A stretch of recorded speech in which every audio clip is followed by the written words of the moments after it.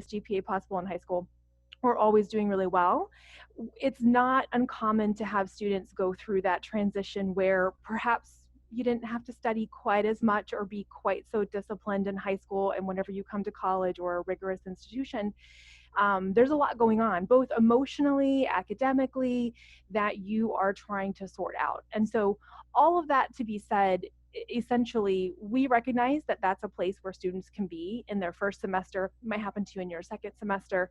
It might never happen to you, but we want you to know that we are not going to remove your merit-based scholarships if your GPA dips below what is considered the satisfactory academic progress standards. And the reason for that is if you're already struggling and there's some stress around the academic side, if we pull back on those scholarships, we've just added a whole nother layer of financial stress to your time.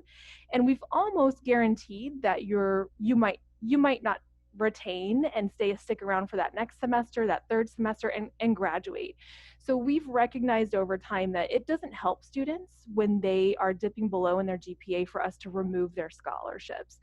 And so that's one of the things that I really appreciate about the administration at the university and their philosophy around this, which extends down to everything that we do in the admissions office to make sure that it's a student-centered approach. And so what does that really mean? It doesn't mean that we're just going to let you struggle every semester and not work with you, but actually what will happen is both your academic advisor and the financial aid team will work with you whenever you're dipping below in your GPA to put a real plan in place and to help you understand, you won't lose your merit scholarships at Illinois Tech, but they want to talk long-term about what can we do to help get your GPA back on track? What might this mean for some of your federal or state aid that's not coming from Illinois Tech? And how can we put a plan in place for you that will help you bring your GPA back up to where you need to be for satisfactory academic progress? And I really wanted to kick this off tonight and just share that support philosophy with you, and know that that is what we're looking for whenever you join our community, whenever you are working with all of our offices and our student support offices on campus, is that the whole purpose behind everything that we're doing with you is to help you get to graduation and be successful beyond that. And that this is just one small piece of what we feel is really, really important to help you continue to be successful. And the last thing I want to touch on is, I don't want to scare you that everyone that comes into Illinois Tech doesn't do well in the first semester because it's so hard. But I think it's just one of those things that, due to the nature of the incredibly talented students that are joining Illinois Tech each year, some of them just have to adapt to a different learning style or a different classroom setup or just college in general. And by no means do we think it's indicative of your aptitude or your ability or your intelligence. There's just a lot going on sometimes in that first semester or a subsequent semester. And we just want you to not have to worry about losing scholarships while you're getting, on track academically. So that's really why I wanted to pop in here and kick this off, introduce myself, and let you know that we have lots of supports in place to help you throughout the entire admission cycle. So while you're figuring out the application process, the scholarship process, the enrollment process, and then of course, even once you've enrolled, we're always here to help you. So that's it for me. I'm going to hand it over to, I think, Diana now, and she's going to take you into a deeper dive into scholarships.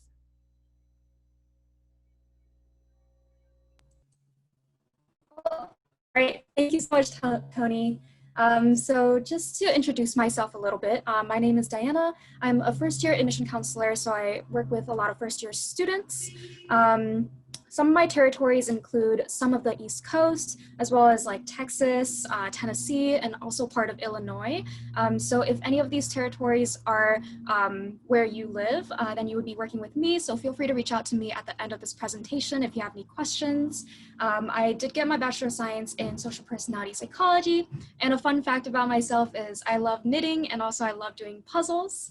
So I'm just gonna hand it off to Jose to introduce himself. Hello, everyone. Hopefully you can all hear me okay.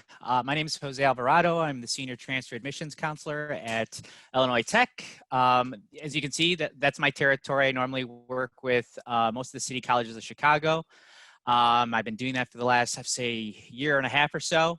My bachelor's degree is in general studies with an emphasis in psychology. And then my fun fact is I have an English bulldog named Turtle. And I'm going to pass it along to, believe Claire's next. Yes. Hi everyone, my name is Claire. I'm a senior international admission counselor in the Office of Undergraduate Admissions. And so I primarily work with many of our international students coming specifically from Africa, Europe, Australia and Oceania, Middle East, East Asia, Southeast Asia. And then I also do work with any US citizens who are living abroad.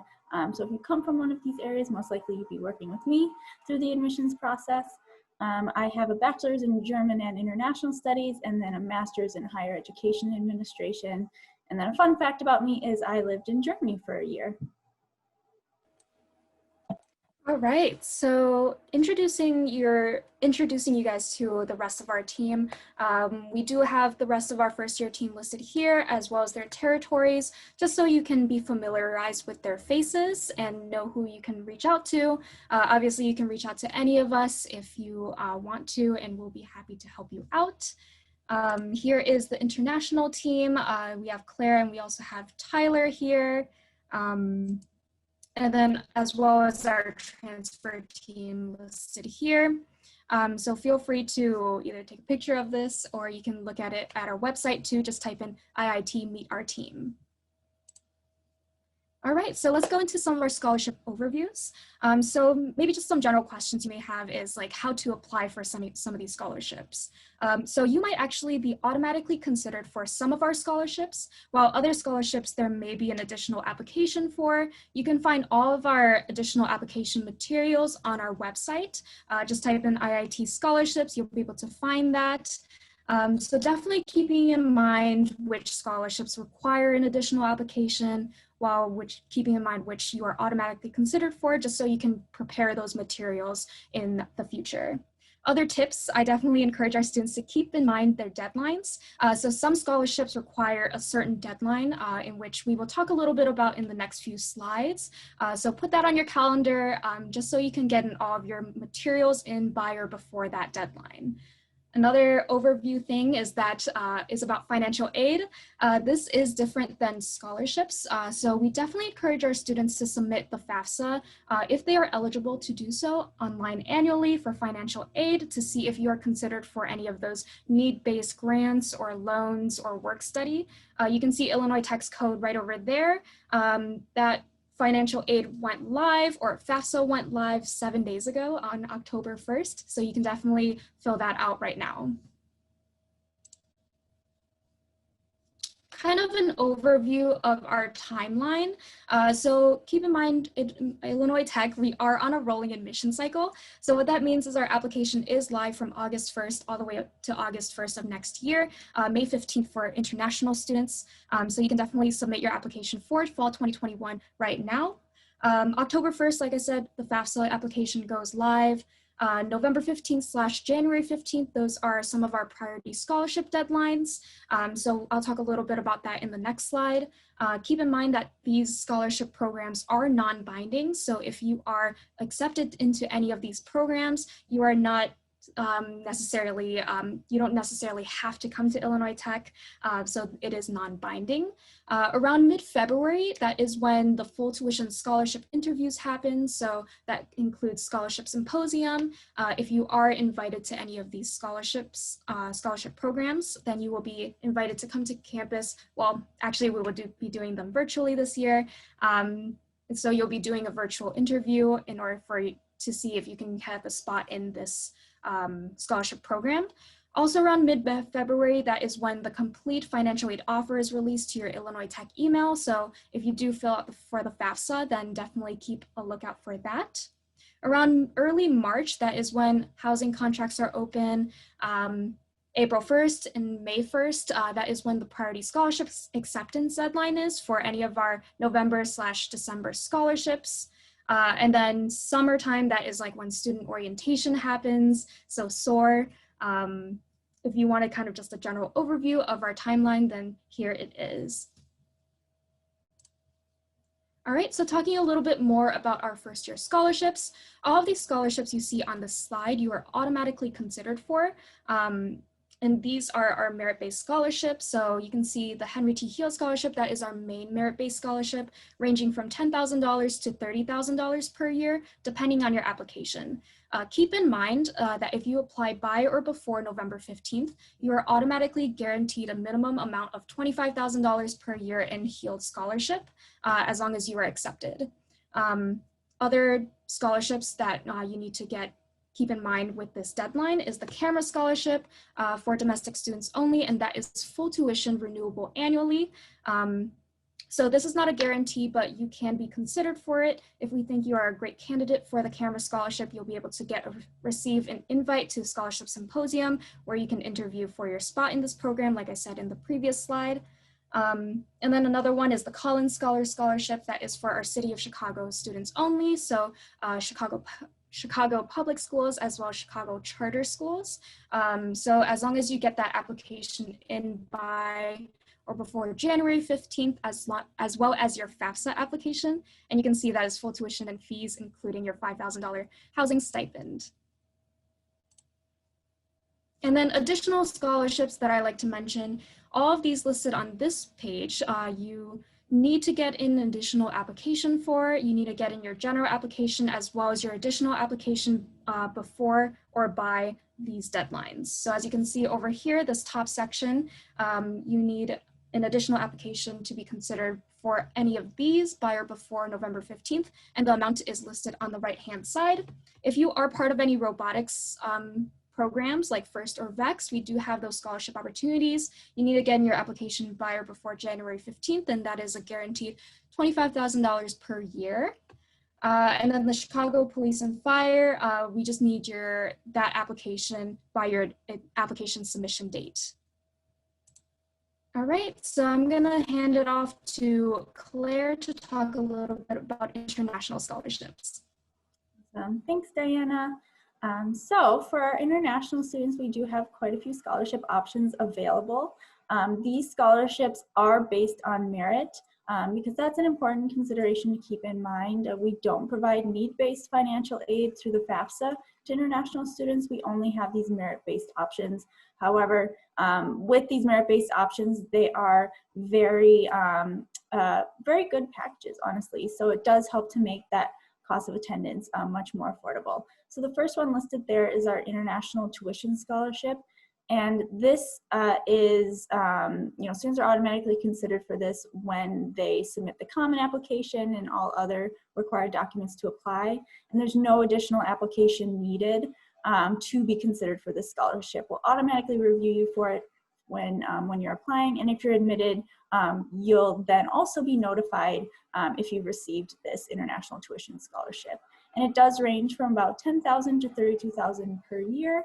And again, it does depend on a holistic review of your application materials to determine how much you'll be receiving. We also have some robotics scholarship options. So you can also apply for FIRST or VEX robotics or WRO robotics scholarships. And those are all $25,000 per year. And each of those does require an additional application in order to be reviewed for them.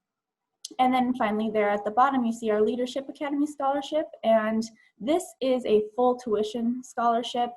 So if you are awarded this scholarship, it does cover that full cost of tuition.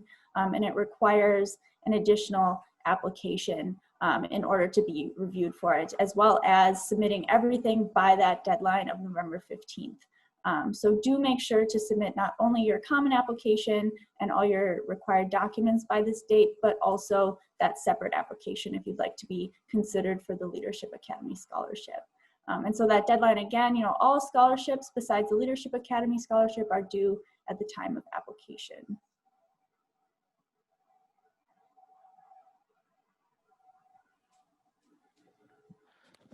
All right. So I think my internet's going in and out, but hopefully you guys can hear me. So yes, here's the page on transfer scholarships for transfer students. The very first bullet point is the transfer tuition scholarship. this scholarship, all transfer students will be reviewed on. There's no additional application needed. The scholarship starts at $14,000 and can go up to $30,000 per year. And then right now, the new thing that we have going on is a $25,000. The minimum you'll receive is $25,000 if you apply before or by November 15th. Below that, we have the presidential scholarship. This is actually going to be the last time we're reviewing for the presidential scholarship. You'll know why just in a little bit. So the spring 2021 is going to be the last time we'll be awarding the scholarship. It's a $25,000 tuition scholarship plus a $5,000 on-campus housing scholarship per year. And so the reason why it's actually going away is because we're replacing it with the Transfer Leadership Scholarship. It'll begin fall 2021. This is going to be pretty similar in terms of what you still need to do for it, but details are still kind of getting worked out a little bit as well. But it's a $30,000 tuition scholarship per year and a $5,000 Elevate scholarship award as well. So definitely very excited about this new scholarship, and I think the students will love it as well. Jose, if you're looking to start in fall, when would I need to apply for this scholarship by? We had a question about that. So if you're looking to apply for this in the fall, I believe the deadline will be May 15th. If for some reason it could possibly change. If we might extend it just to give students some extra time. But like I said, you'll just want to keep in close contact with your the transfer counselors or myself, and we could definitely keep you posted on if any deadlines do change. And then, so back to where I was, the Phi Theta Kappa Scholarship. So if you are attending a community college, most community colleges have the Phi Theta Kappa organization. If you're part of this club organization, you'll receive a $5,000 scholarship per year. This is the only scholarship that is stackable with the transfer tuition scholarship. The rest of these other scholarships are not stackable. So just keep that in mind. PTK is stackable with the transfer tuition scholarship. And then below that, we have the Chicago Police and Fire Department Scholarship. If your parent or grandparent works for the Chicago Police or Fire Department, that's a $20,000 scholarship. You'll have to go to our website and print out the application, and it does need to be signed by the Chicago Police or the Fire Department. So just keep that one in mind if you have a grandparent or a parent that works for them. And then lastly, we have the Star Scholarship, the Triton Genius Scholarship, the College of DuPage Scholarship, and then the Wright College Transfer Scholarships.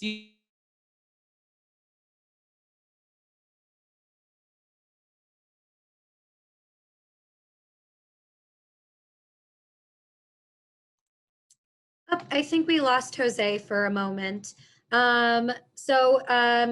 Each of these scholarships, oh, Jose, are you back? Oh man, I didn't even know you guys couldn't hear me. You cut out for 1 second on the Star, Triton, Genius, COD, and Wright. I'm very sorry. I think my internet's going crazy.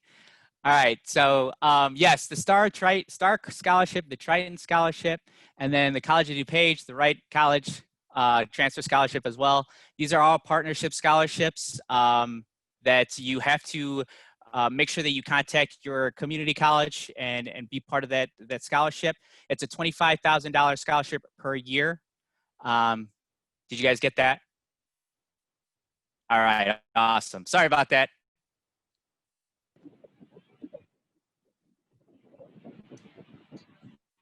Next slide. Okay. We added this slide in here about our accelerated master's degree. Some of you may already be familiar with this if you've attended our information sessions or attended our virtual tour, but it is important to know that if you choose to follow this accelerated master's degree route, any scholarship you've received towards that bachelor's degree will continue on into that 5th year when you're finishing up your accelerated master's and achieving your master's degree. So how this works is you are able to get both a bachelor's and a master's in as few as 5 years. And that obviously saves time since typically most master's programs require about 2 or 2.5 years in order to complete that master's degree. But then again, with that scholarship, you're saving money as well. So if you choose to go for this option, that scholarship that you receive when you're admitted as a first-year undergraduate student will continue on each year all the way up to 5 years when you're finishing up both the bachelor's and the master's. We have some combinations listed there on the screen of various pairings that you can do, but we have many more beyond this, and it really comes down to you determining which combination will be a best fit for you, and essentially talking with your academic advisor about how to make that option work in your schedule.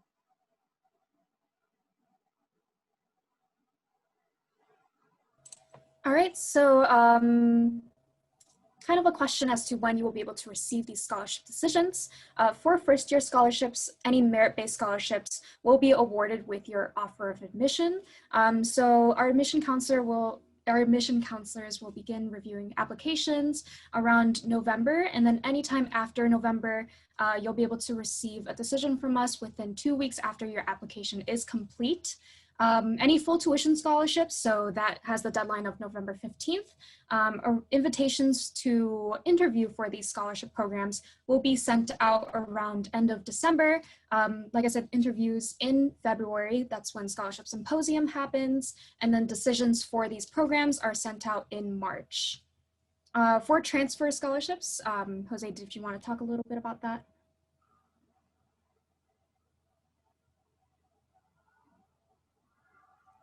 Yeah, sorry. My computer is going crazy. I'm so sorry. But yes, the transfer scholarships, you'll know if you'll receive a transfer scholarship at the time of your admission. So once you receive the email letting you know that you've been accepted or admitted into the program, you'll know what your scholarship is on that same exact email.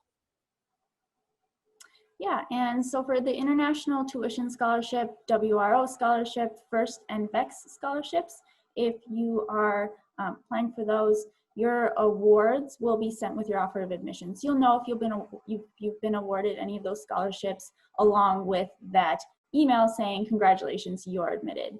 If you are applying for the Leadership Academy Scholarship, similar to all the full tuition scholarships that Diana discussed above, invitations to interview for that scholarship will be sent out around the end of December.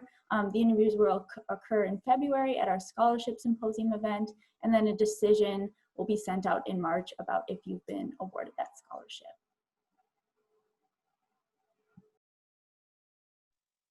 All right, for you FAFSA filers, you will receive a complete financial aid offer. Includes your need-based aid, like federal grants, loans, and work study beginning in mid-February, sometimes in that.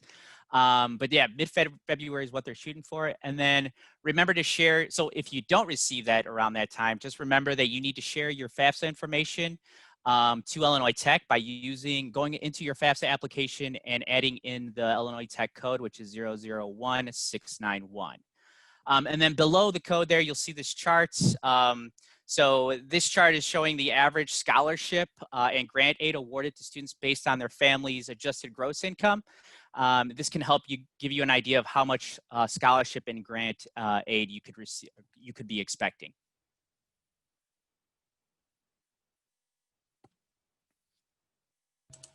All right, so we'll just leave a little bit of time right now for any questions. Rachel, were you able to see any questions in the chat box for us to answer? I think we've done a pretty good job answering a lot of them. We had one question about Leadership Academy and who can now apply for Leadership Academy, which I know we already talked about, but can we go over that one more time? Yeah, definitely. So Leadership Academy, that is open for domestic students as well as international students for this year. Okay, we have an off-topic question. Due to COVID-19, does IIT accept applications without SAT being taken? Yeah, great question. So actually, because due to the pandemic, we are actually going test optional for the spring 2021 as well as fall 2021. We understand that some students are unable to receive these tests or go to a testing site. So we are making our tests, the ACT and SAT scores, optional if you have them. If you don't have them, completely up to you if you want to send them in or not. Great question. We had another question about the interview process. Can any of the three of you speak about the interview process for either Duchossois, Leadership, or Cameras? Yeah. I know for cameras, well, things may be changing this year. I know in previous years, we at the Scholarship Symposium event, students are in groups with a faculty member, and it's more of a discussion rather than a one-on-one interview. So chatting with your peers as well as your faculty members on a topic related to the program or field that you're going into. And it's really to see not only your awareness or acumen within that program or degree field, but also to see, how you collaborate and work with your peers, what your leadership qualities are, and that's how the interview goes. And it's really much more low-key than the name interview makes it sound. So we always try and assure students to not be too nervous for it. But that's how cameras works. Again, it may be changing this year, just given that, the pandemic, but we will see. We had a question about test scores. We know that they're waived, but are they waived if you're applying for scholarship as well? So yes, they are waived completely for scholarships and for general admission. Great question.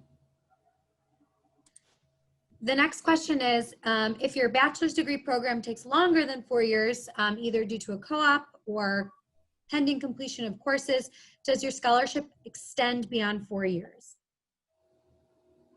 Yes, so the scholarships are renewable each year for up to 5 years.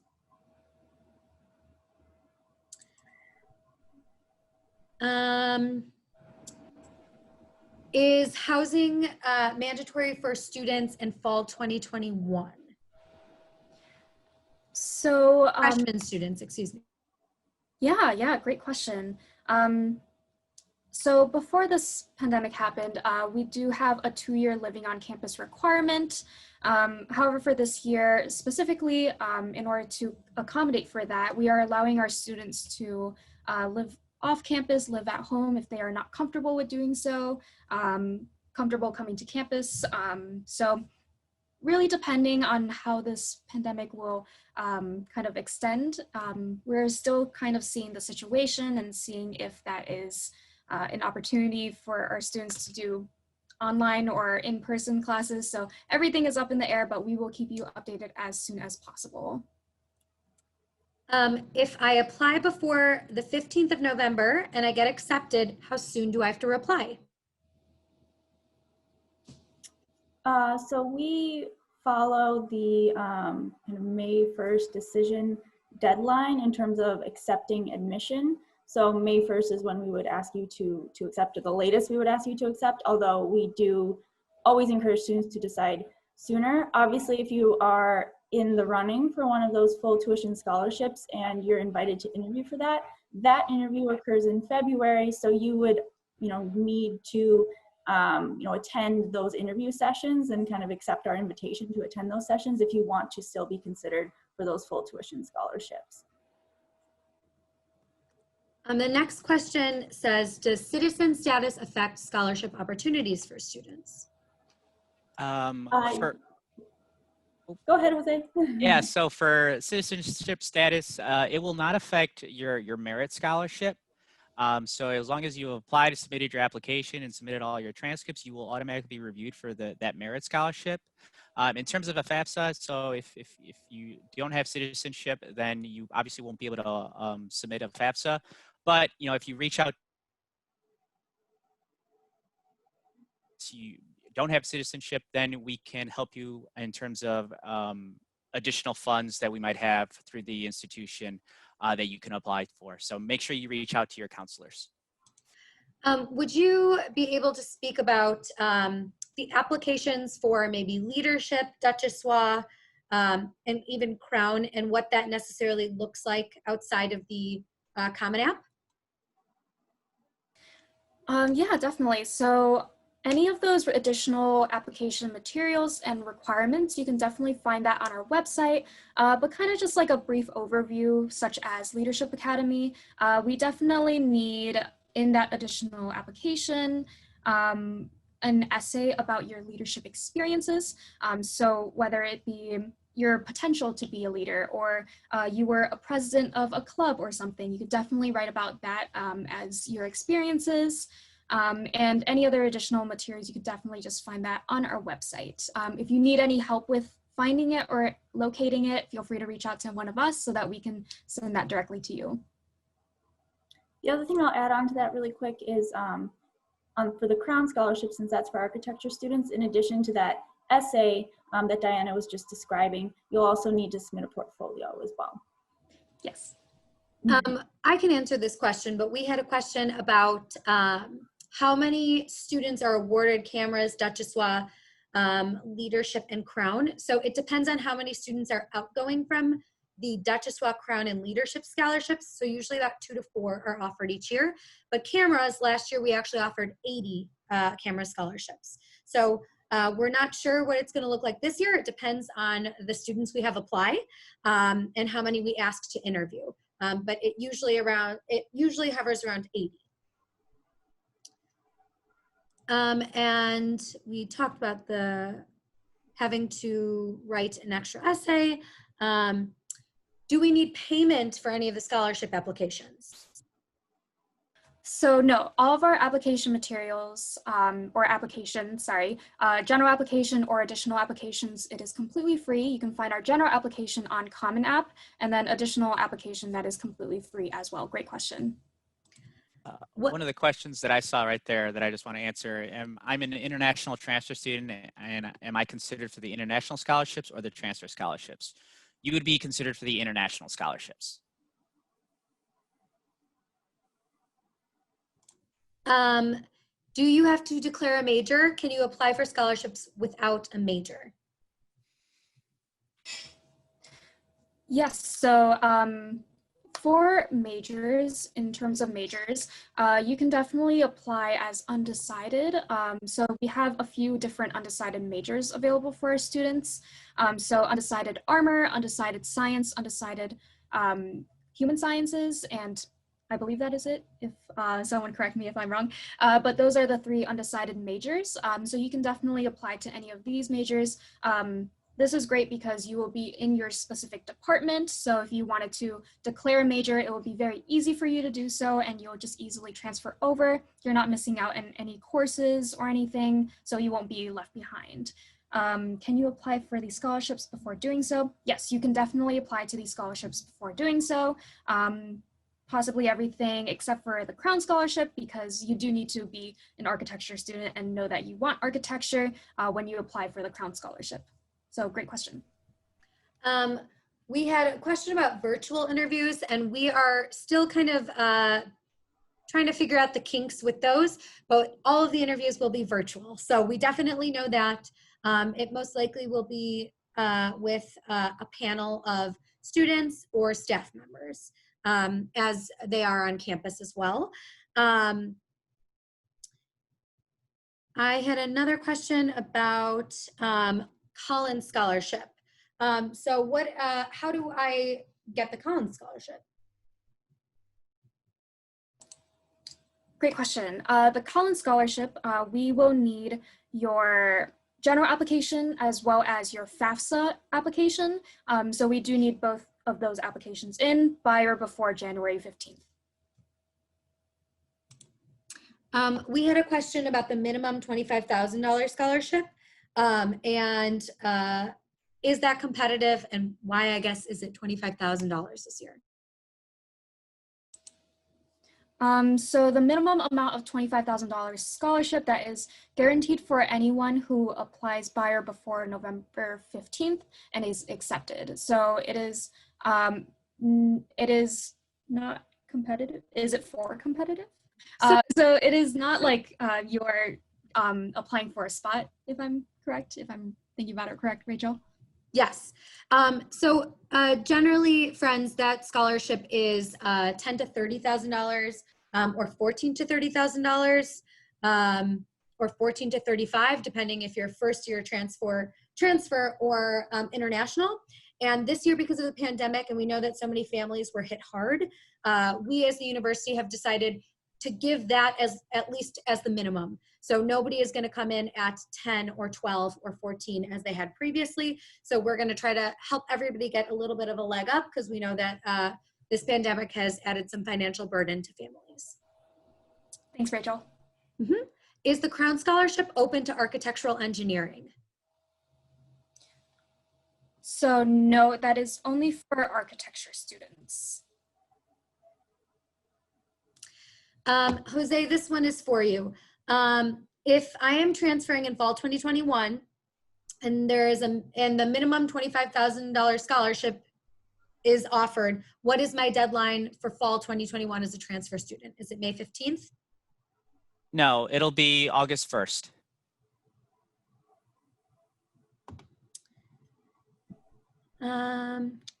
We've got some more. Does IIT offer a minor in teaching? They do not. We're sorry. I was a teacher for a very long time. But come and be a TA. You'll have that same kind of experience. Let me see. While we're on the topics of minors, I just saw another one asking if we have a minor in Spanish. We don't have Spanish either, unfortunately. I believe we do have a linguistics minor if someone is interested in that. But yeah, we don't have a minor in Spanish. Jose, we have a question about the COD transfer scholarship, the College of DuPage transfer scholarship. Would we have to apply prior to November 15th or later?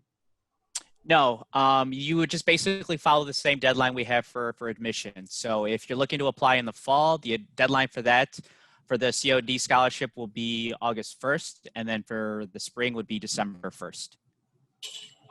We have a question here actually about department-specific scholarships, specifically looking for funding for maybe grants to do research. Would somebody speak about our Elevate grant?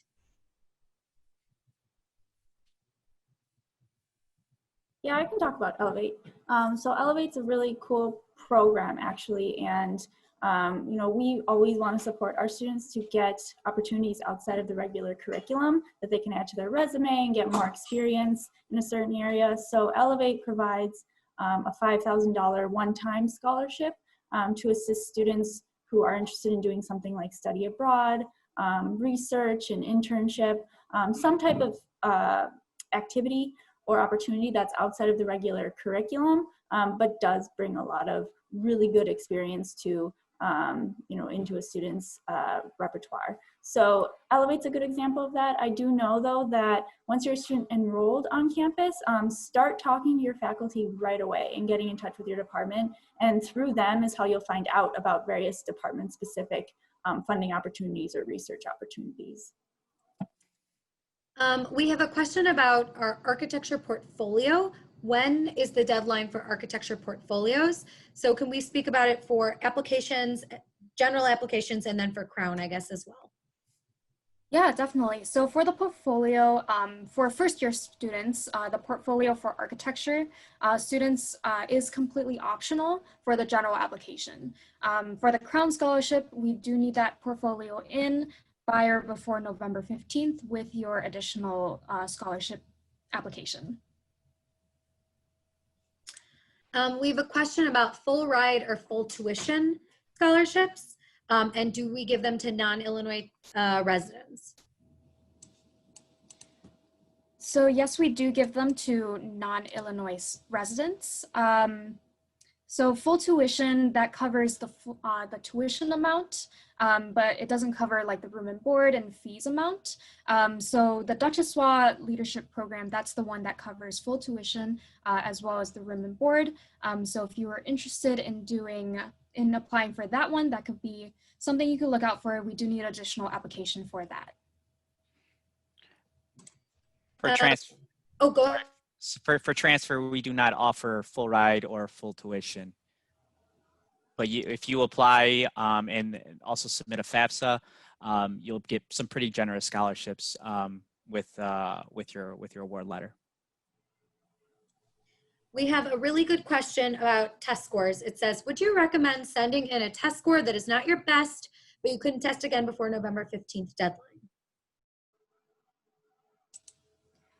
So for the test scores, if it is not your best, then you definitely have that option to send it in or not send it in, depending on how you're feeling about that test score. You can also keep in mind our ranges. So I don't think we have those test ranges on this PowerPoint, but if you were curious about our kind of middle 50% of our admitted freshman body, you can reach out to one of us and we'll be able to send that to you. And then see where that test score kind of lies in that range. If you couldn't test again before November 15th, then maybe you can test afterwards. You can still send them in, but you won't be reconsidered for those scholarship or the full tuition scholarships. I'm putting in the chat right now, I have a couple people requesting for this to be sent to them as it's being recorded. If you want it sent to you, just send me an email. I put my email in the chat. We are going to answer a couple more questions, but we do have our student ambassadors here who are looking for to give you this tour. So we'll try to get through these ones quick. How popular is the artificial intelligence major, also / minor? How popular is it? So the artificial intelligence major, I would say it's pretty popular. We have the Midwest's only Bachelor of Science in Artificial Intelligence, as well as the first. So that is something that we like to brag about.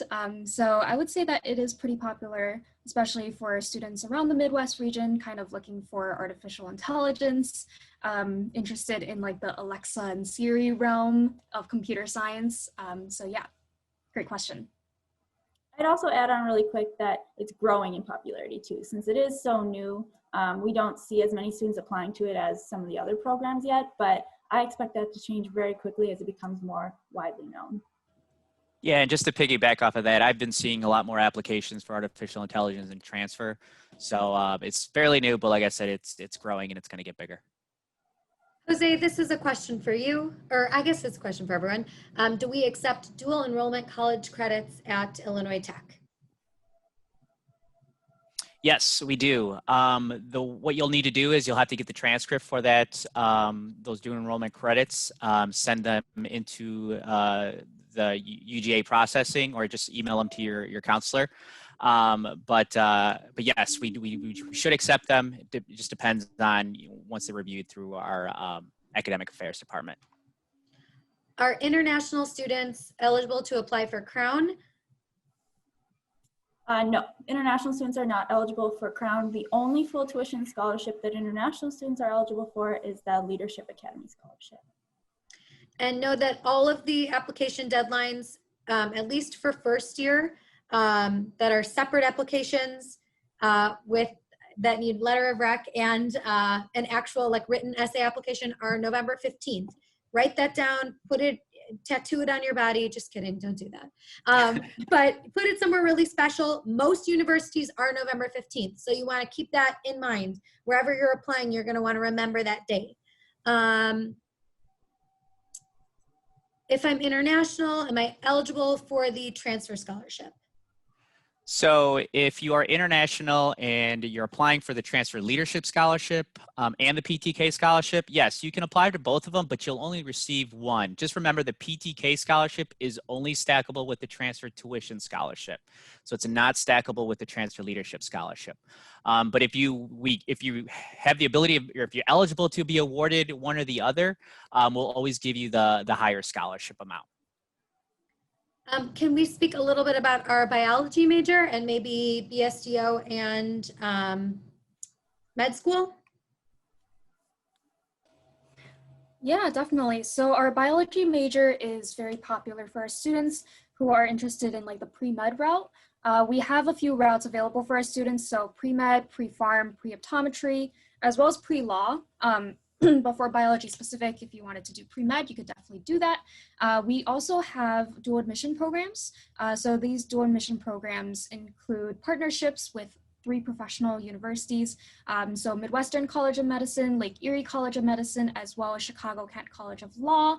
If you were interested in any of these dual admission programs, feel free to reach out to Kaylin, Kaylin Evan. Maybe someone can put that in the chat box. I could send that in. But if you can reach out to her through her email address, she'll be able to send you information about that application, all of the different deadlines for that.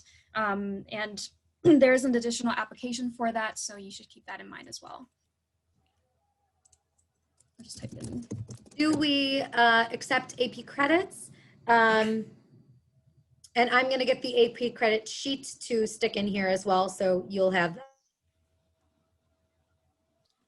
Yes, we do accept AP credits. You do, depending on what the AP test is, you do have to get a certain score in order to be accepted for credit. I believe most of them is at least a 4. Some maybe a 3, but we do accept AP credits. We also accept credits for A-level exams as well and IB.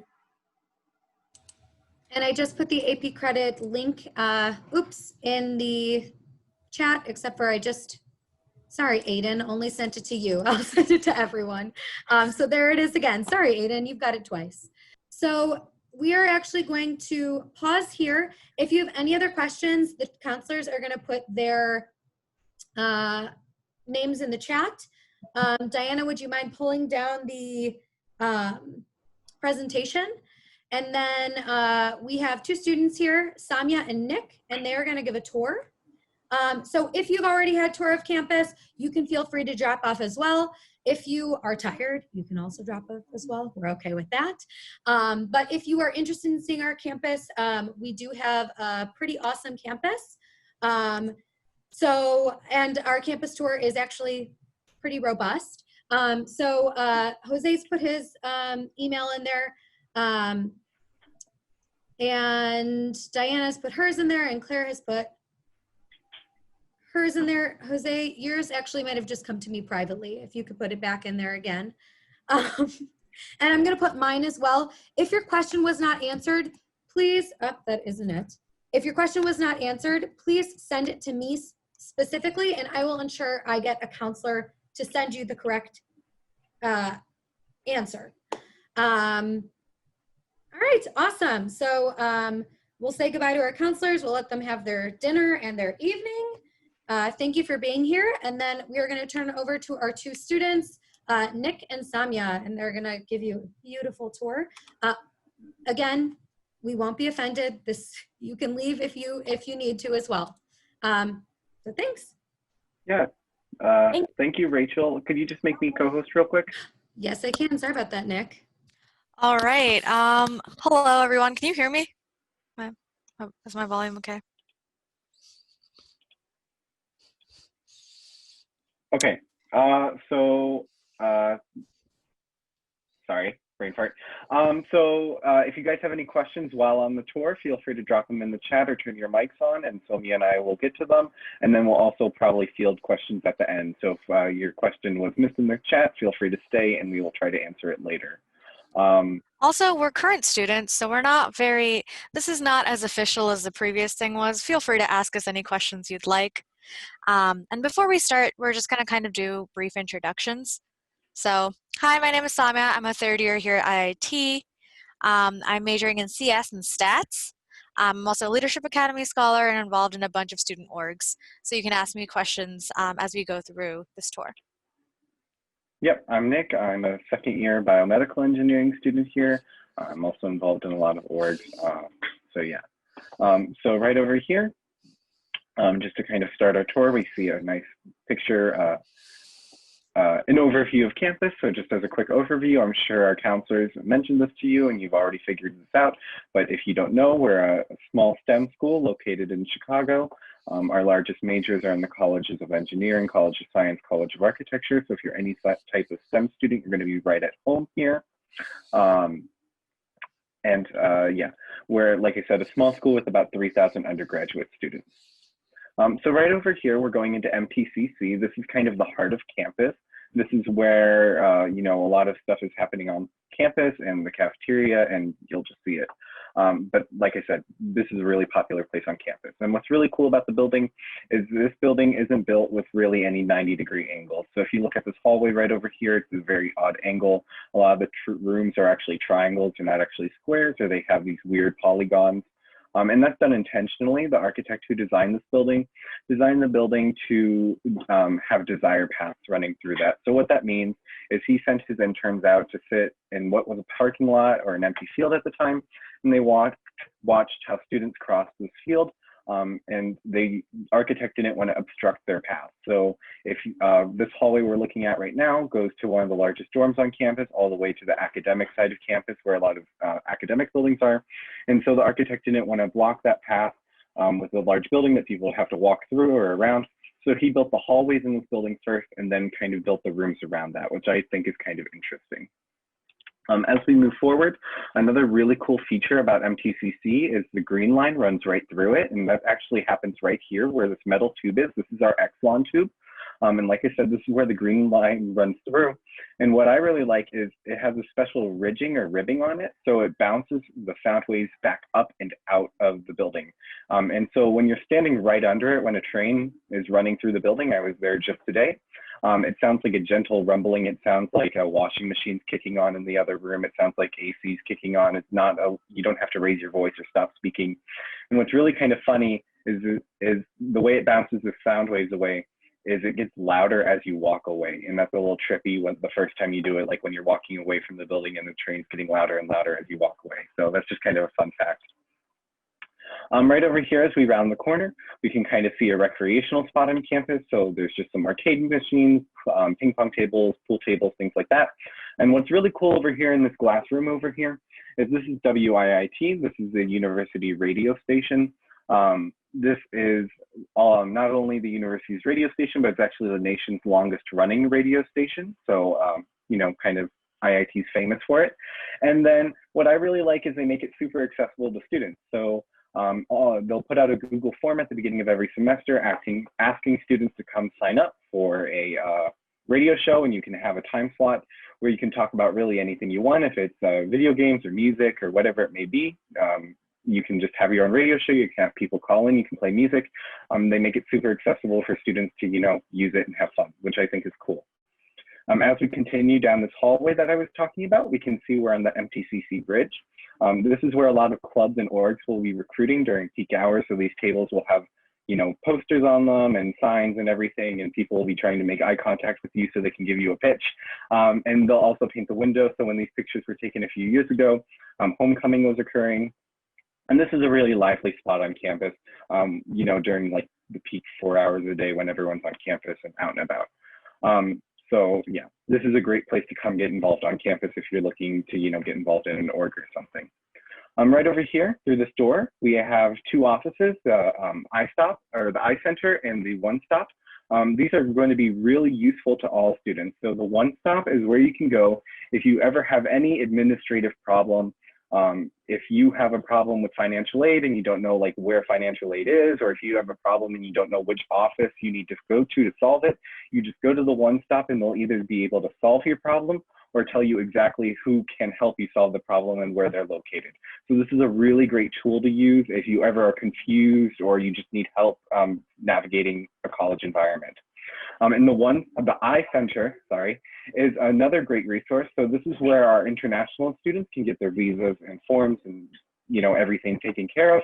And with, you know, about 20% of our students are international. That's a large segment of our student body. And it also helps domestic students.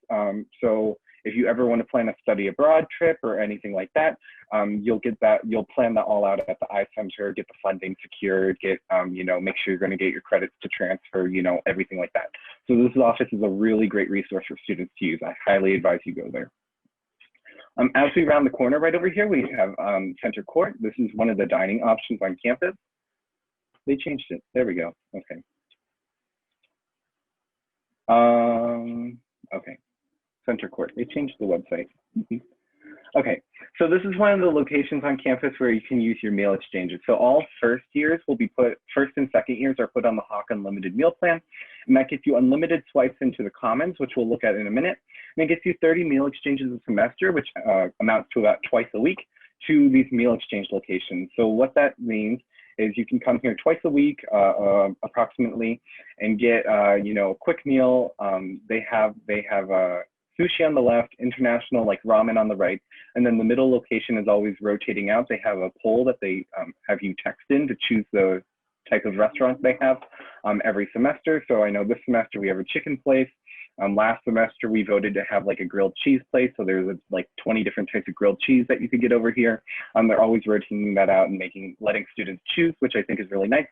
And then over here, you also have a location where you can use bonus points. So you get 100 bonus points a semester, which you can use just like cash. And you can use to, just buy a pop or buy like, a bag of chips or something like that. So you can really customize your meal plan and do whatever you want with that, which is really nice. Where you'll spend most of the time eating is the Commons, which we're in right now. This is that location where I talked about you have unlimited swipes into through the semester, and it's all you care to eat dining. So it's, there's no restrictions. We don't want people worrying about counting points or counting swipes or counting anything like that. You shouldn't have to worry about that. You should be focusing on your classes. So it's all unlimited. It's really nice. They always have rotating styles out. These pictures are a little old. It's been renovated recently, so there's a huge salad bar in the middle now. They've been changing things out, which is really nice. They also have a new gluten-free area over here. They also have, just a lot of things like that. And they always are taking care of allergies and anything like that. So if you have dietary restrictions, you're going to be totally great here. If any of you have specific questions about dining, feel free to drop them in the chat or turn your mic on. But we're going to move on real quick. Oh, no. We're going to move on. So MTCC is not only home to recreation and dining, but it's also home to the bookstore. So not only can you get your IIT swag on here, but you can also get your textbooks and things. And what's really nice about the bookstore is they guarantee to price match anything you find. So if you find a textbook, cheaper on Amazon or cheaper from the publisher, they will guarantee to, they'll honor that price and give it to you. And what's really nice is that means it saves you time on shipping and things like that.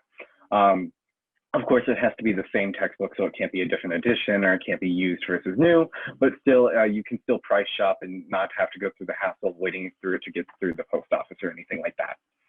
Right over here, we have Global Grounds. This is another one of those meal exchange locations on campus. This is actually a Starbucks location. You can kind of see the logo.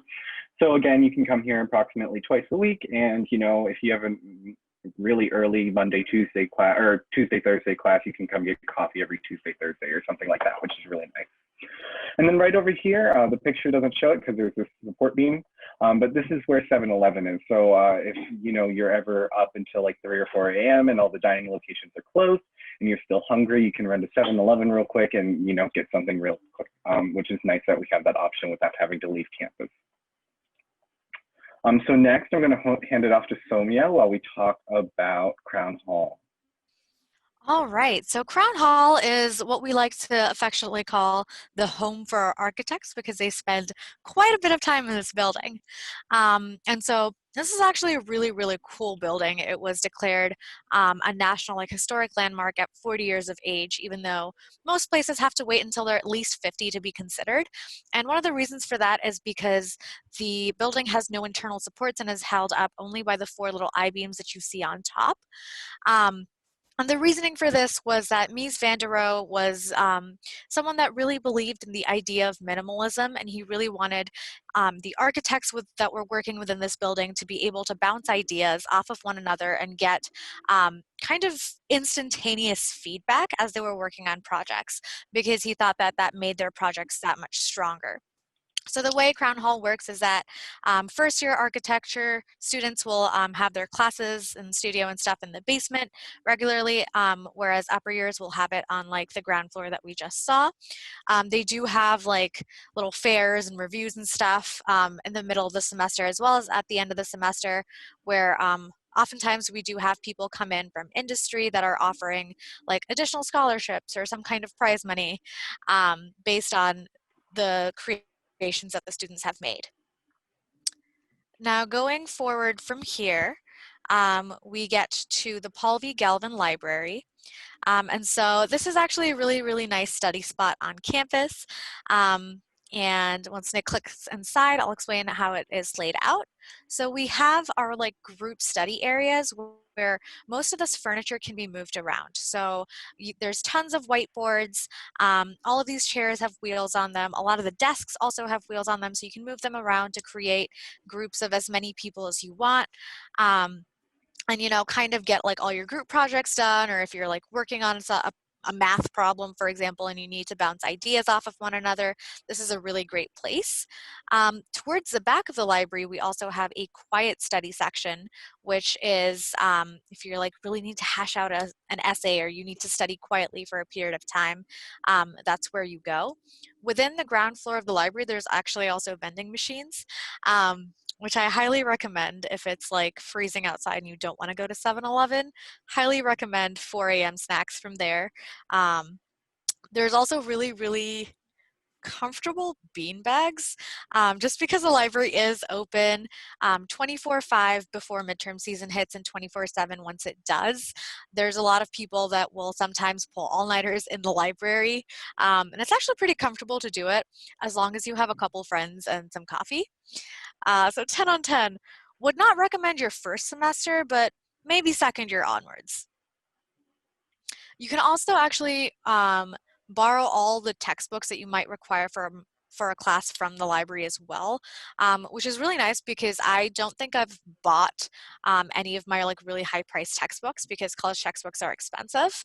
And so you can borrow them for 2 hours at a time, as well as borrow things like laptops or extension cords and stuff like that.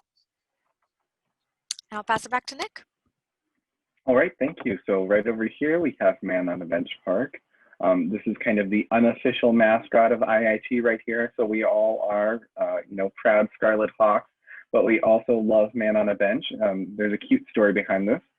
So an IIT alum donated the statue to the university, but he stipulated that it had to be placed on public land. Unfortunately, we could not, easily comply with that because we are a private university. So everything you're looking at is private land over here. And so what the university decided to do was they donated this little concrete slab that the statue is sitting on, and they donated it to the city of Chicago, who in turn created the smallest public park in the city.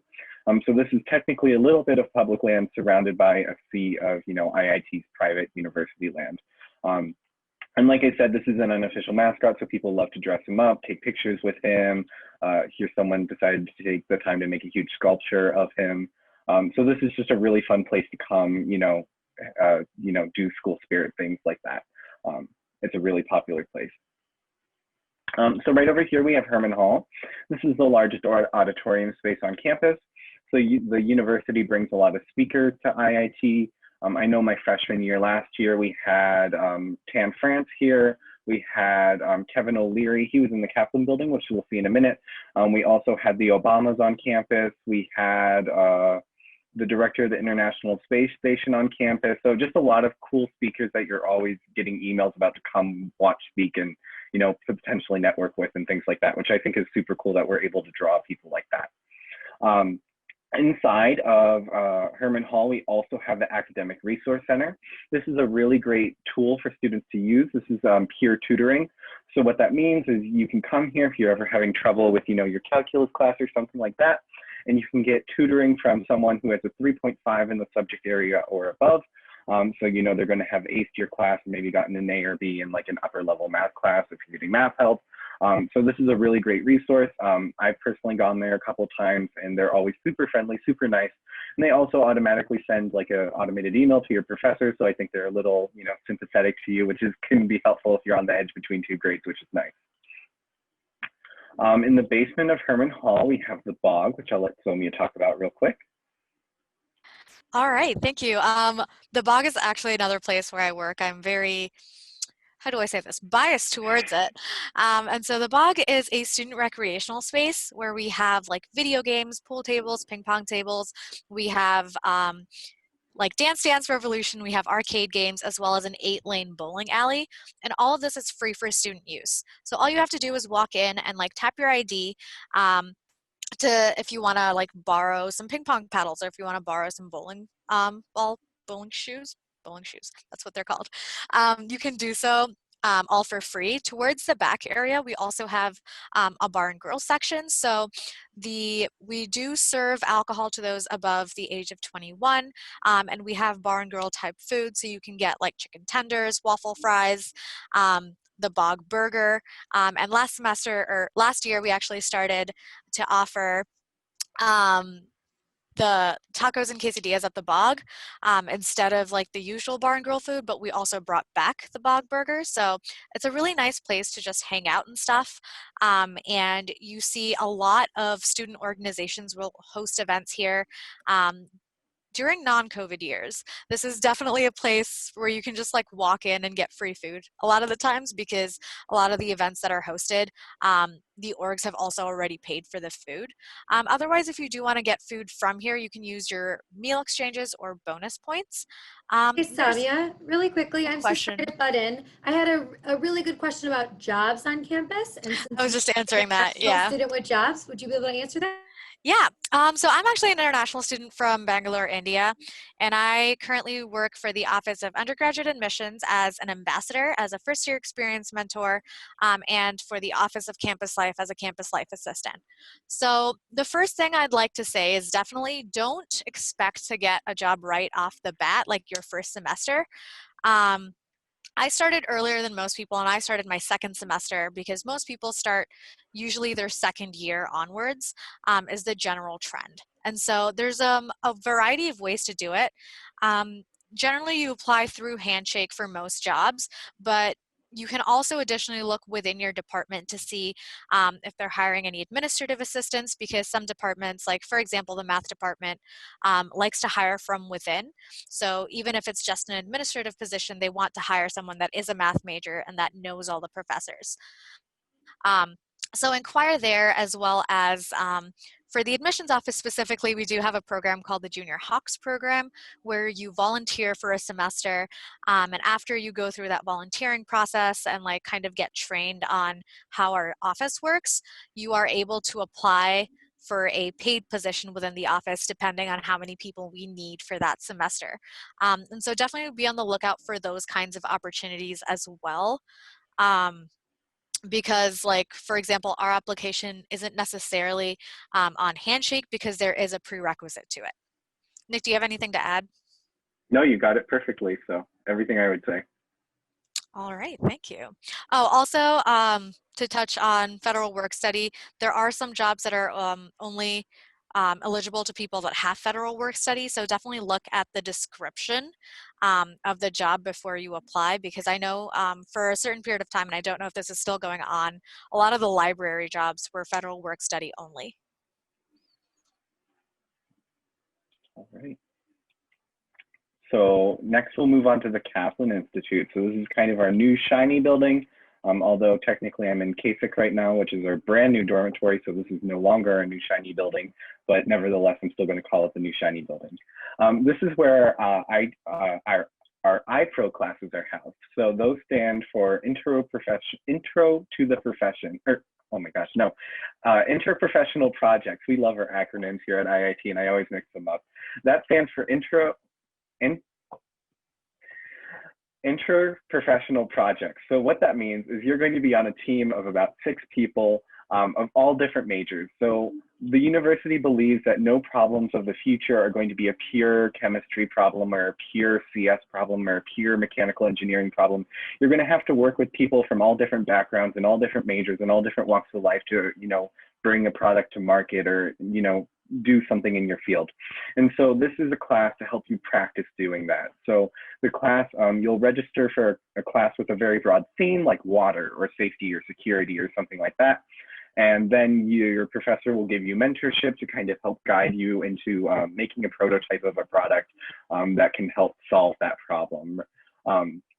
And so this is where you'll start your class every day. So the professor will be down here lecturing and everyone will be sitting over here. This is a very cool space. I always think it's very cool.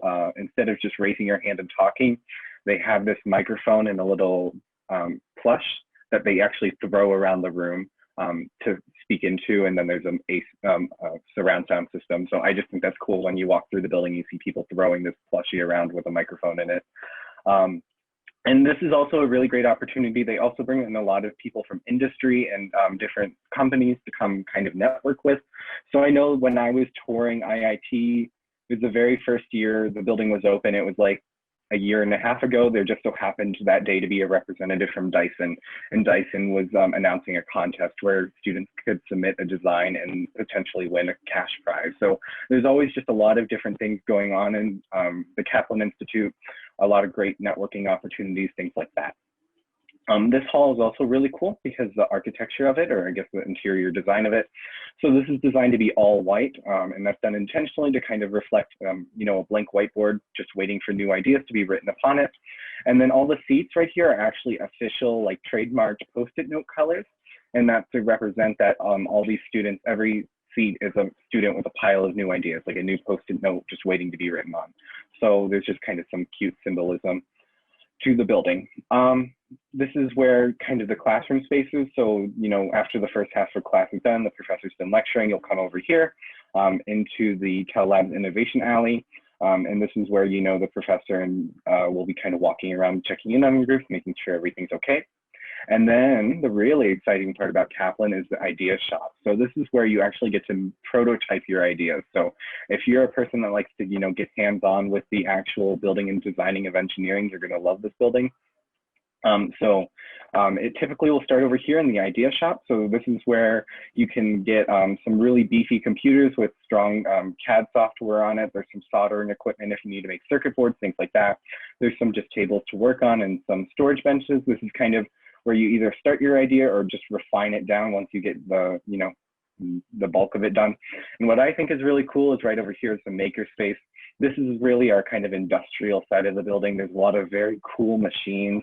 I'm not a very, you know, like wood shop type person, but every time I walk through the building, I see some new type of machine that someone's using that I didn't know existed, and I didn't know I wanted to do that, but I want to try it now that I've seen it.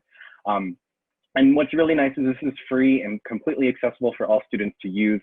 So even if you're not in an iPro class in your junior or senior year, and you're a freshman and you want to come in and you want to 3D print something, or you want to 3D scan something, or you want to laser cut something, or you want to plastic injection mold something, really anything that you want to do, you can do it in here. And like I said, it's all accessible for students, even freshmen. It's free for you to use. There's no priority. No one's going to be prioritized over you. All you have to do is take a 2-hour safety course, and then you're free to go let loose all over the building, which is really cool. If we don't have any questions about Kaplan real quick, I'm going to head over to Italiata where Soumya can talk about the building. Yes, and before I actually get started talking about Retaliata, I'll answer a couple of the questions that were in the chat. So Steve asked how easy it is to get classes outside of your particular school or major. So IIT definitely does ask for a holistic learning experience, regardless of what major you are.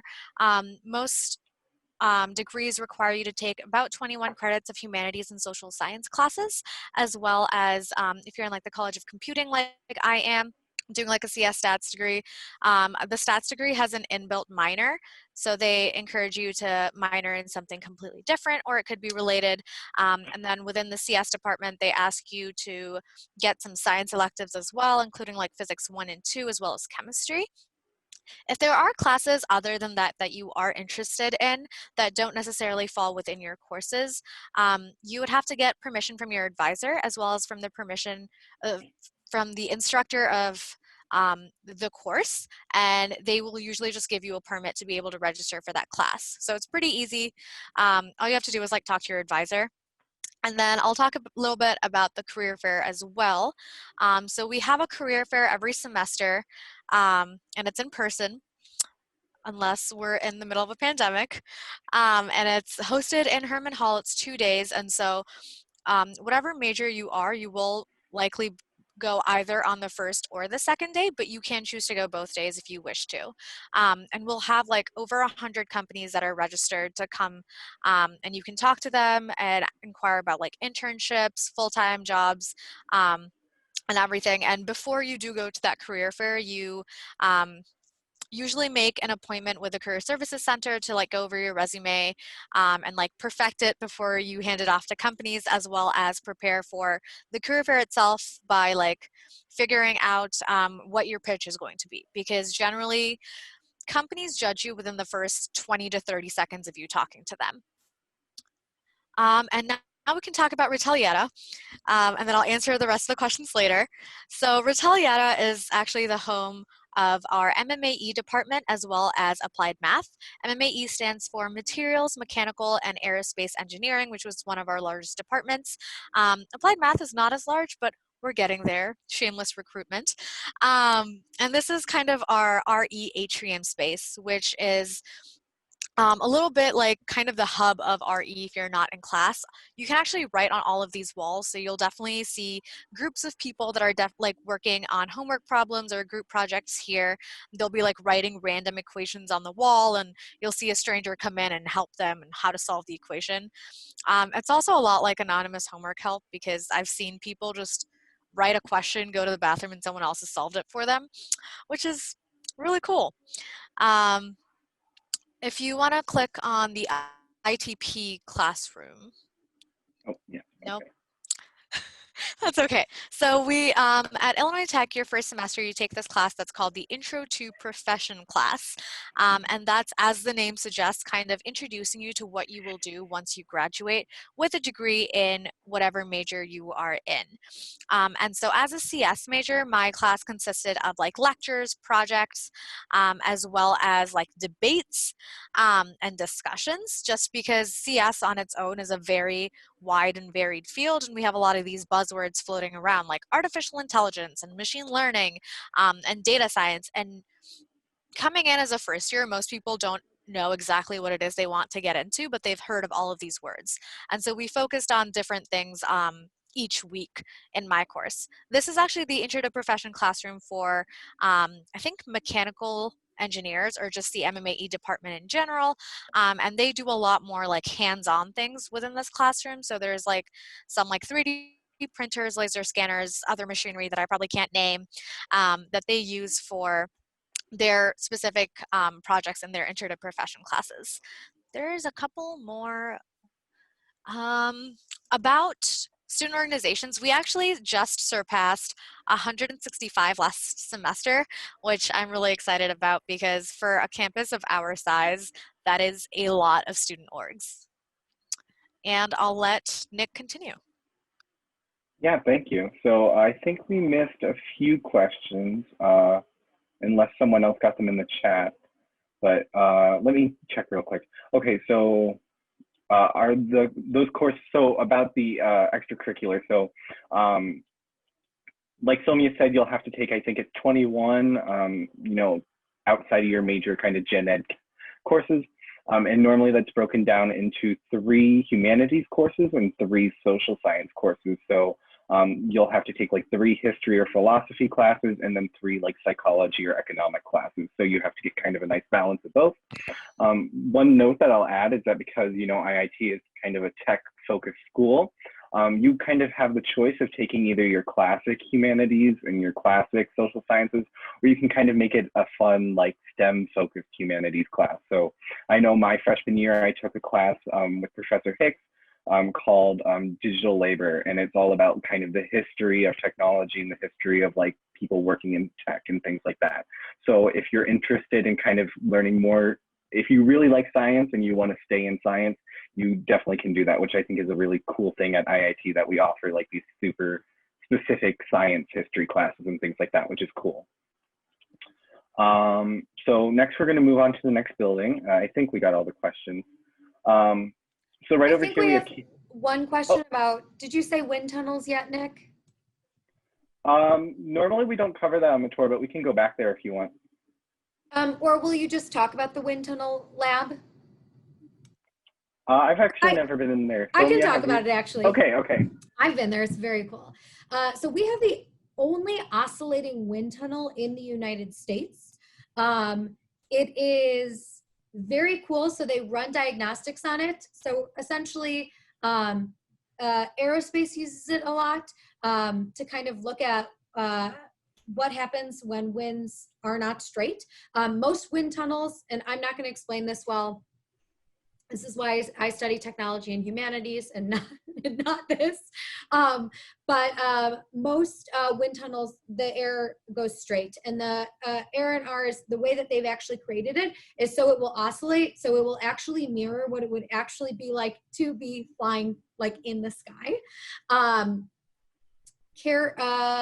We actually will do a tour on campus of the wind tunnel as well. So hopefully if things open up in the spring, we will have optional wind tunnel tours. If you are interested in having somebody more experienced speak about the wind tunnel, send me an email. I'll put it in the chat as well. And I will have the professor who runs it send you a quick email. Maybe you guys can chat, and maybe they can actually take you down there on Zoom.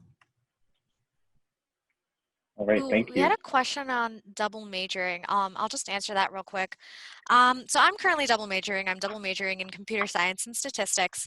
There aren't specific scholarships for that, but cool thing about Illinois Tech is that if you are double majoring and there are classes that are like common in both your majors, they will double count, so you don't have to replace them with extra credits. So you can, like, if you work far ahead enough in advance and speak to all your advisors and everything, you can probably make out a plan that lets you graduate with 2 majors instead of 1 in 4 years or 4.5 years, and not like take 5 or 6 years to finish your degree. Okay. So next we'll head over to Keating Sports Center. So this is where our NCAA Division III sports are housed, and this is also used for the general student body. And this is a really cool place on campus. I can see it right outside my window. It's not only kind of an attractive building, but there's a lot of nice facilities in here. So now, so we have tennis courts. We have Stewart Field where our lacrosse and soccer teams play. I don't think I'm missing a sport, but I always feel like I am when I say that.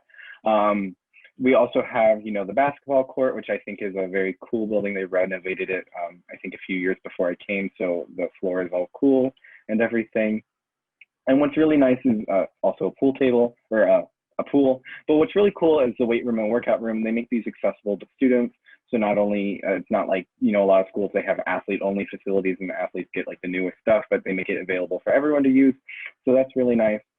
Additionally, Keating is also kind of in charge of like student fitness in general. So they're always sending us emails about, pre-COVID, they were always sending us emails about come to this Zumba class, or come to this kickboxing class, or come to this stress relief yoga class. So they're always encouraging students to come down to Keating and, get involved on campus and things like that, which is really nice. They're not just trying to, only cater to athletes or something, which I think is nice. Like I said, we have our NCAA Division III sports here. We have pretty much all of them except for football. I know we just last year, the year before, added men's lacrosse is the most recent one. So we kind of have a fully fledged roster of sports teams now. I would definitely encourage you to go watch a game. I personally have been to a women's soccer game and a men's lacrosse game, so it's definitely fun to come and watch and root your Scarlet Hawks on. So I'm going to hand it off to Somia to talk about Row Village. All right, so Jean and John Row Village has recently been renamed, so it still says SSV on our website. This is one of the dorm options that's available for incoming freshmen. And so it's a very popular option because these are suite style dorms. And they are actually, the rooms are bigger than either MSV or KSEC. And the reason that they're called suite style is because instead of having a common bathroom with the rest of your floor, you just share it with a room across from you. So it's you and your roommate sharing the bathroom with the suite across from you, which is 2 other people. So 4 people share 1 bathroom. And since it is inside, you are responsible for cleaning it yourself, which is kind of like the only drawback to it. So as you can see, these are really like nice, spacious rooms. Before KSAC Hall was built, this was the newer dorm, but now KSAC has stolen that glory. We have like a good number of amenities in here. One thing that I will talk about is the SSV rooftop. So you have a beautiful view of the Chicago skyline, as well as this is the best place to catch the fireworks if there's a White Sox game going on.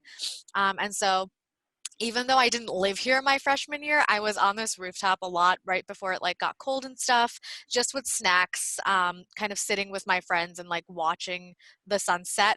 I never woke up early enough for the sunrise, but I would recommend it if you are if you're an early enough riser to be a morning person. Some other amenities within SSV is that you get access to community kitchens on the second, third, and fourth floors, as well as there's a laundry room on the second, third, and fourth floors, and it's not just in the basement. And so these are just some pictures of SSV. Nick, if you can click on that first picture. So kind of affectionately within IIT, we call this the IIT toaster, and that's kind of what our Instagram page is as well, because if you look at it from this angle, it almost looks like a toaster. And the actual reasoning for that is because it was modeled to look like the CT8 train cars as they pass like right behind it. Like you can see the green line passing right behind it. So if you're someone that likes to get off campus a lot, this is the closest one to the train station. I personally lived in SSV South for a year, which is apartment style, and I could watch to see when the train was coming and still make it to the train station in time to catch the train if I had seen it from my window. 10 on 10 would recommend. All right, so the second housing option you'll have as an incoming freshman is MSV. So this is the building I lived in my first year. This is kind of your traditional dorm style living. So it's you and a roommate sharing a room together on a floor with a community bathroom, sharing that with the whole floor. This building is kind of nice because you don't have to clean the bathroom. So if you are a germaphobe or something like that, this is a great option for you. This building also has very large lounges. So you can see there's 3 lounges in the building, and this is the smallest of the 3 lounges. So MSV is a very kind of social building. A lot of people like to come hang out in the lounges. I personally, when I lived in this building, I would spend a lot of time in the lounges with friends and things like that. So this is a really great, social environment if you're looking for something like that. MSV also comes in at a slightly reduced price compared to the other 2 housing options on campus. So if you're looking for a more economic, dorm option, this is great. And just briefly, while I talk about this applies to all the housing options on campus. So all the housing options on campus, you have to tap in the building just as a security feature. So you have to tap to get the door to open, then tap to get past the desk attendant.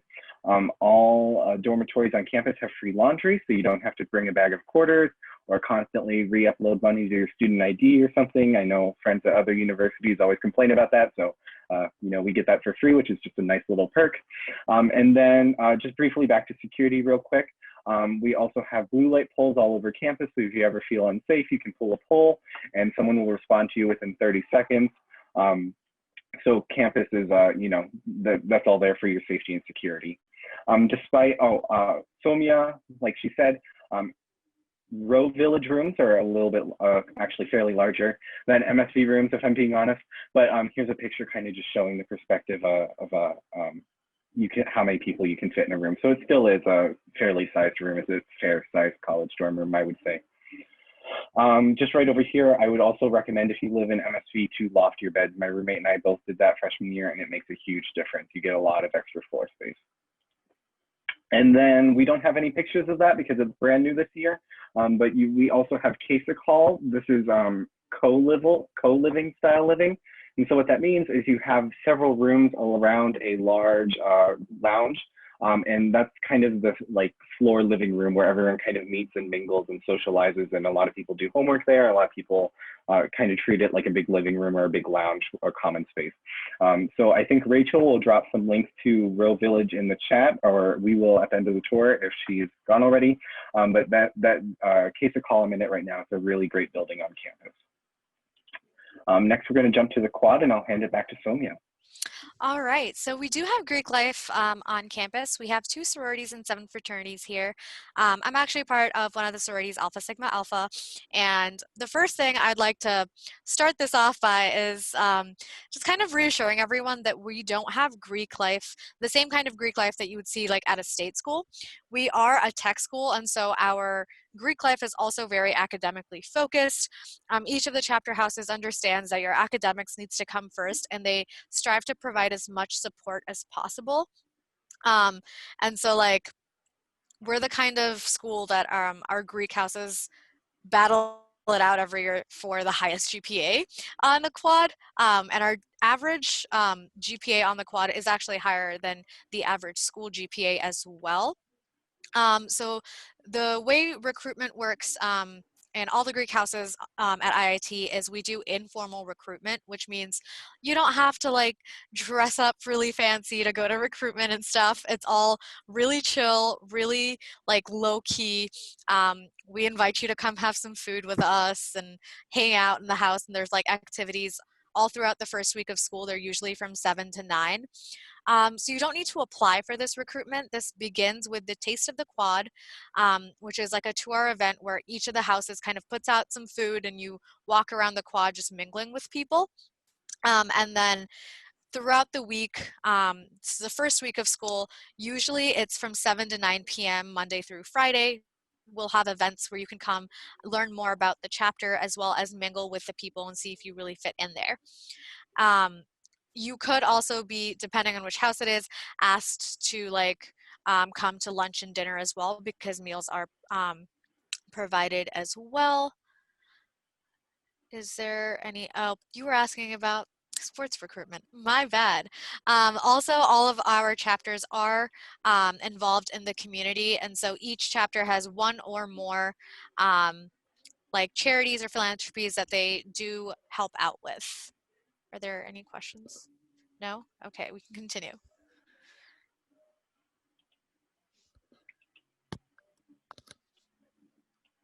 All right.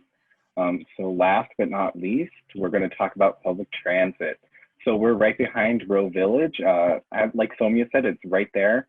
So if you, I've never heard that story before, but that's a great story about how if you see the train coming, you can get on it before it actually arrives, which actually is impressive. It takes me a bit to get up the stairs, but good on you, Somya.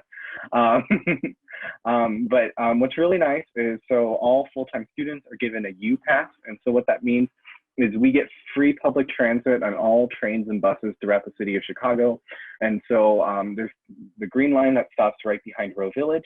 And then there's also the red line, which stops right behind Galvin Library, like less than half a block off campus. So a lot of IIT students also use that one. And this is a great option to get all around the city. I personally love going to Chinatown. I love going to the North Side, downtown.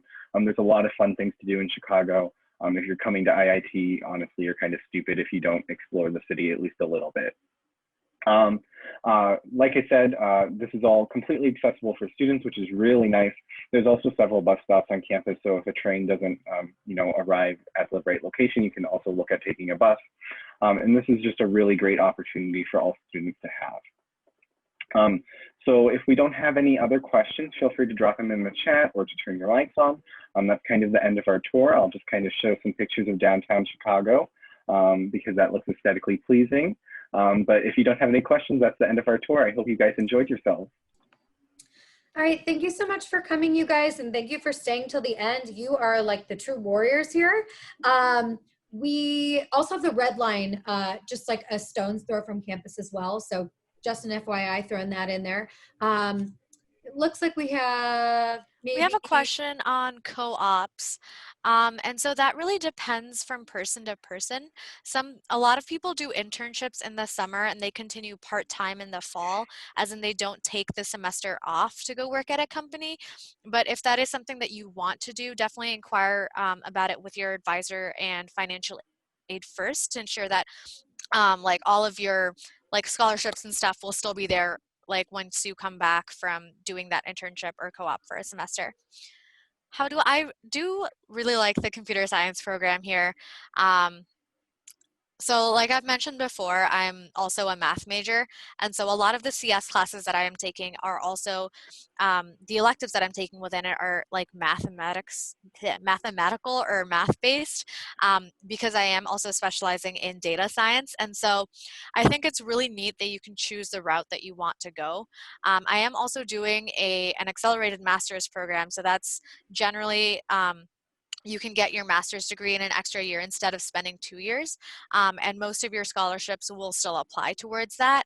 So I'm doing it in computational decision science and operations research, and I'm due to finish in an extra semester instead of an extra year because you can do that if you want to. Are there any other last minute questions? All right, awesome. I think we're going to let you guys go. You've stayed on for quite a long time. We really appreciate you. Thanks for kind of going with the crazy here a little bit as well. If you have any questions, I dropped my email in the chat. I'm going to have Nick and Samia drop their emails as well. They are real undergraduate students. I work in the office, but I'm also a PhD student. I probably cannot answer the same questions as they can since they're like, you know, in the mix and I'm totally not. I'm just a sad old married lady at my house. But you were going to call us children, and then you did. No, just I'm an old lady. But thank you so much. Have a lovely evening. And feel free to reach out if you have questions. I'm going to end the meeting now. Speak to you later.